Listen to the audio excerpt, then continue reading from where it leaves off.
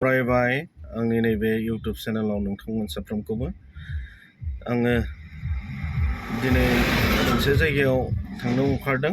आङो बिनिनो भिडिअ लाबोगोन। बेनो जाहैबाय नैबे गोदान बोसोरनि जिथुनाखि जोंनि भैरबकुन्द'आव पिकनिक स्पट दङ, बेयाव आङो थांगोन। जास्ट जोङो फिसा पार्टि खालामगोन आरोना, अब्लाबो जोङो पिकनिक स्पटआव जोङो जानाय जाया। आंनि गुबै थांखियानो जाहैबाय जोंहा आलफ्रेड ब्रादार इउटुबार बिथाङा दंफैयो, बेखौ लोगो हमनो थांगोन। दायो जोङो नै ओंखारबाय। आंजों लोगोसे आरो लोगोफोर थांफागोन सानै। लामा ससेयाव बिसोरखौ आङो पिकआप खालामगोन। आङो दायो थांबाय थादों, नोंथांमोननो दिन्थिलांबाय थागोन। नोंथांमोना नायलांबाय थाबानो जाबाय। फाइनालि जोङो नै सफैबाय जायगायाव। नै बिदि जायगाया, जों जि जायगायाव फैदों नै नायना लादो। जोङो दिनै बेयावनो एसे गोदान बोसोरनि पार्टि खालामनाय जासिगोन। आङो नोंथांमोननो दिन्थिलांबाय थागोन जोङो माबायदि पार्टि जागोन। जोंहा बिहेक बिदि पार्टि होनना बुंब्लाबो जोङो बिदि बांद्राय नङा। जोंहा दिनै बेदर जाया, जोङो दिनै जागोन। जोङो दिनै बेलेग आइटेम, आङो बेखौनो नोंथांमोननो दिन्थिलांगोन। नैबे अराव बनायगोन आरो दिनैनि जोङो जानायनि आदारखौ जोङो माबायदि जागोन आङो दिन्थिलांसै। जोंहा नै नानि पार्टिसो दिनै। ना सान्दा ना लाना फैबाय जोङो। बेनिफ्राय मा होनना बुङो, नै बियो मैगं संनायनि नैबेखौ संगोन। नैबे जाबाय ग्रास कापमोन, ग्रास काप। आङो दहाय गिदिराव नोंथांमोननो दिन्थिनाय जायासै, नाथाय जोङो गथा हिसाबै लाना फैयासै।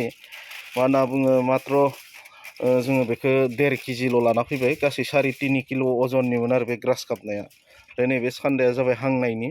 जोङो नै बिदि खालामदों आइटेमखौ। नै जोङो बेखौ हांगोन दायो, अराव हांगोन। गोलावैनो खनग्रो मेरायग्रो औखौ मेरायग्रोना ला। नै देखायबाय नोंथांमोननो, जोङो दा बेखौ अराव हांगोन आरो ना। डाबल होनांगोन, मिथिबाय? डाबल बिदि बनायदों जोङो बेखौ। अराव डाइरेक्ट हानाङा बेलथायलांदोलाय। गासै नैबे माथाम नाखौ जोङो अरावनो हांगोन आरो। थोगोन हास'नाङा आरो होबाव, नङाबा खामगोन ना बेयो। आङो दिन्थिलांबाय थागोन नोंथांमोननो दायो। आरो जोबनायाव माबायदि जायो बिनि माबाखौ जोङो दिन्थिगोन आरो न'। नायलांबाय थादो। बिलाथि, फानलौ, पियास, दुन्दिया आरो रुसुन जोङो गासिखौबो जोङो होनाय जाखाबाय। आङो फाइनालि लास्टाव जानोसै समाव आरो नोंथांमोननो दिन्थिगोन आरो ना। बेयो मथा मथि मोननो थाखाय 20 मिनिट बारा नांगोन। मथा मथि आधा घन्टा हमनानै दोन। आधा घन्टानि एसे बाराबो नांनो हागौ, खारन नाया गिदिर नालाय। बेनिखायनो जोङो आधा घन्टानि उनाव नोंथांमोननो जोङो दिन्थिगोन। बे आइटेमा मोनसे बेलेग आरो बियो, जिथुनाखि दहाय ना गिदिरनि खोथा बुंदोंमोन, ग्रास काप ना 3.5 किल' जानाय होनना बुंनाय, बिनि मेजेम आरो बिबुखौ जोङो दायो नैबे थालिर बिलाइयाव बेखौ मेगोन आरो ना। नायदो नै, आङो बेखौबो नोंथांमोननो दिन्थिबाय। आरो बिनि उनाव दायो मोननायनि उनावबो आङो नोंथांमोननो दिन्थिगोन। नोंथांमोना नायलांबाय थाबानो जाबाय। नायदो लोगोफोर, जोङो भैरबकुन्द' पिकनिक स्पटआव फैदोंमोन नोंथांमोननो दिन्थिनो। पिकनिक जादों बिथिं बिरादनो। जुदि नोंथांमोना भैरबकुन्द'आव जुदि फैफेराखैब्ला नोंथांमोना पिकनिक जाफैनो हागोन। मानोना बेयाव डिसेम्बर दाननिफ्रायनो थारमाने पिकनिक स्पटआ सोलियो। आरो बेयाव गोबां माने मानसिफोरा बेयाव पिकनिक जाफैयो गोजान गोजान जायगानिफ्राय।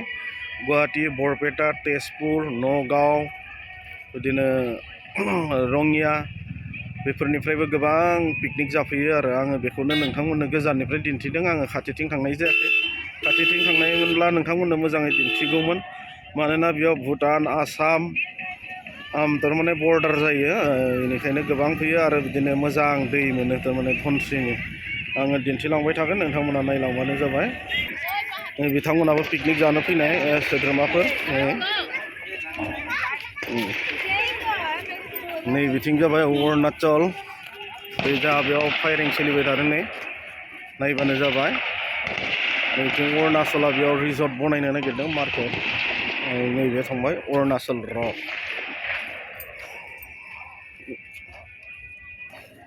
80 टाका किल' होनदों नामा अ खै टाका होगोन बेलाय 80 टाका किल'आवलाय बुरजा गाखोयो ओमफ्राय नैबेयो 90 टाका किल'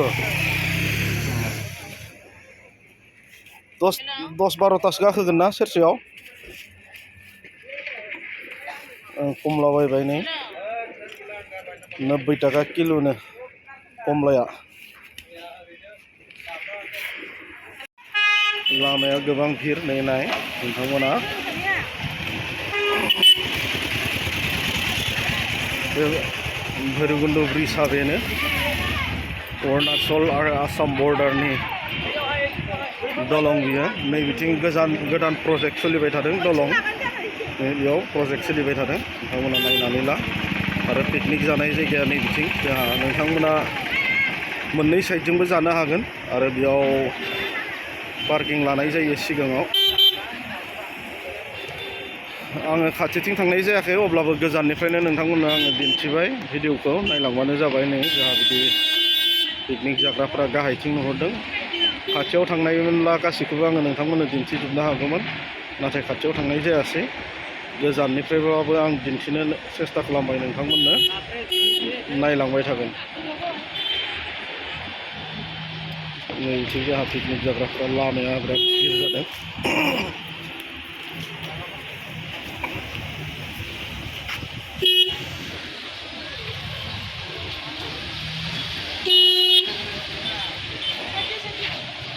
नैथिं जाबाय भुटान हाजो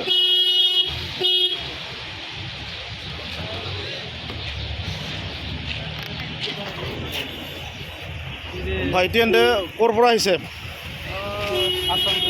हाँ सापर আজি प्रथम ना पिकनिक खाबा आइसे ভাল লাগিছে ন কেইজন আইছে আপোনালোকে 40 জন বাসে দি আইছে ন ভাল লাগিল আৰু না ভৈৰৱকুণ্ডত আহি দে थैंक यू अब्ला आङो नै नोंथांमोननो दिन्थिदों नैथिं जोंहा बिराद भिर जादों लामाया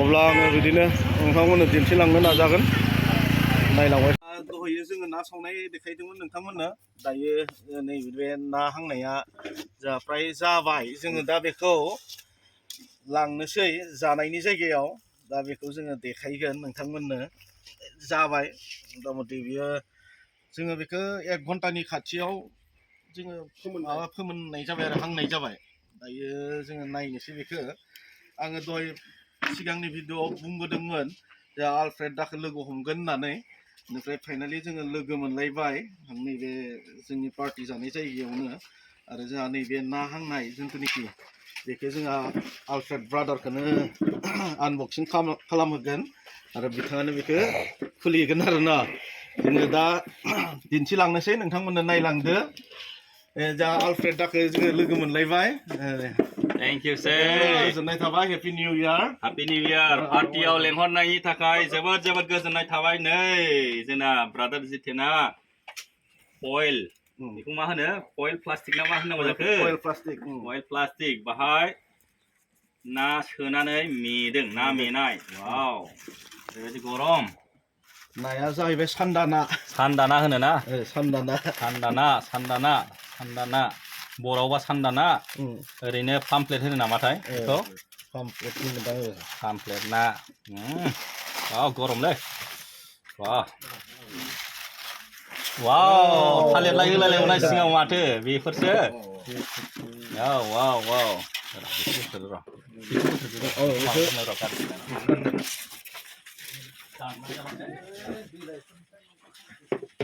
दानबानो जाबाय दाननो रोंखायो ना हायो गुदुंलै मोदोमबाय वाव जा गरमलै बा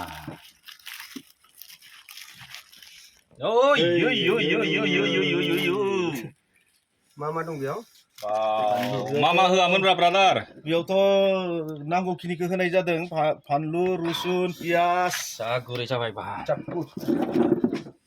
दुन्दिया मस्लाबो होनाय जादों आरो रुसुनबो होनाय जादों गासिबखौबो होनाय जादों आरो नांगौखिनिखौ बेनिफ्राय आरो जानाय थावबो ना थाव गोथां बेसरनि थाव ओइ नायदो नै बापरे बा जोंहा बिथां आलफ्रेडआनो टेस्ट खालामनायग्रोगोन सिगां बिनि उनाव टेस्ट माबायदि गोथाव जादों बिथाङानो फोरमायसिगोन आरो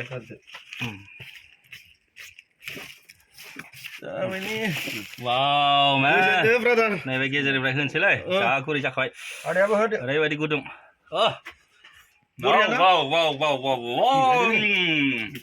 सलिडलै हाबजोबखादों गोथावना ब्रादार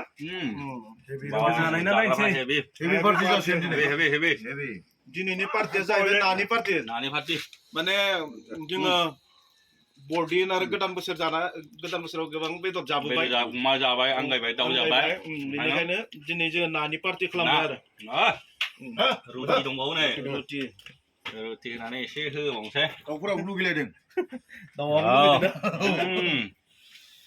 फार्स्ट क्लास ना मेनाय स्टाइलखौ रोंबाय दा एलुमिनियाम फइलाव सिगाङाव थालिर बिलाइयाव फानफ्रबाय बायदिसिना लगायनानै एलुमिनियाम फइलखौ फानबाय अरखियाव मेबाय गोथावलै बरिया दे होमबा धन्यबाद